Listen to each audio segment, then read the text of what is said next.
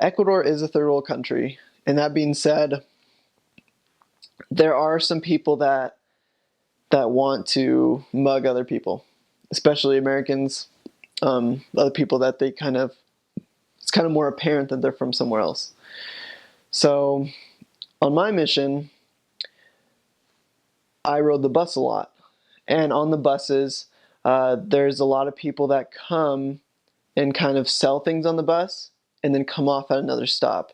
So they'll come on at a stop and then just kind of wave their hand, say, hey, I'm selling this, like maybe I'm selling pieces of candy, 5 cents each. Anybody on the bus want them? And they'll just keep repeating it, going down the aisle, back up the aisle, and then they'll leave at another stop. But sometimes the people that sell those things actually aren't just wanting to sell. Maybe they're like, hey, everybody give me your money right now. So muggings can happen. And that's why it's very important to always have your money kind of maybe hidden, not so apparent, not carry out a purse or something, a really nice watch on a bus, etc. Because those things, then they'll just keep asking you for it, or maybe even threaten you as to go as far to take those kind of things. It did happen to a companion of mine where he was on a bus and they just held a gun and they said, give me all your money and give me all the things that you have. But they walked by the missionaries because they had the name tags and said, don't worry, except you guys. So that was a really weird experience for him because, I mean, he was scared obviously, but at the same time, nothing happened to him because they knew who the missionaries were.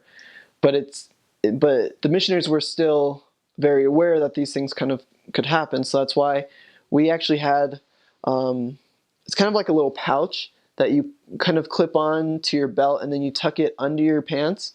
And so there we would carry our identity card, our ID card, and our money, and anything extra that we needed just in case, because that way it wouldn't be exactly in our pockets if they were to like feel our pockets or anything like that, but it would be hidden underneath our pants. So that's why those things are kind of useful. And also when traveling in Ecuador, to never carry a ton of money, because obviously if you were to get mugged, then you would lose a lot of money. That's why you always carry around, I'd say about $20 max per event that you're doing out in the day, because honestly, a lunch is like $1.50. So $20 is pretty good for a whole day between 2 people at least. So those are kind of things to be aware of. Also, in Ecuador, there are a lot of dangerous areas that people should stay away from, and it becomes more apparent when you kind of talk to the people in the area.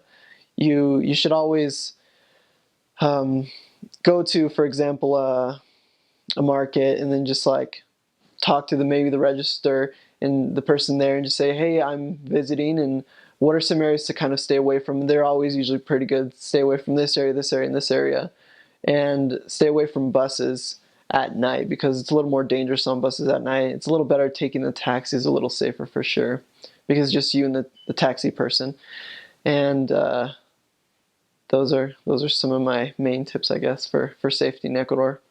Always be with someone, carry as little amount of money as possible, but still enough to have fun in your day or whatever. It's good to take buses, but avoid them mostly at night, and then take mostly taxis, and don't stay out too late, I guess, because as anywhere, it's always gets a little more dangerous.